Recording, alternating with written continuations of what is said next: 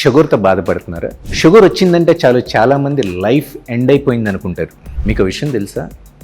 మీకు insulin resistance ఉన్నా సరే మీరు మీ ఫిట్నెస్ గోల్స్ని అచీవ్ చేయొచ్చు.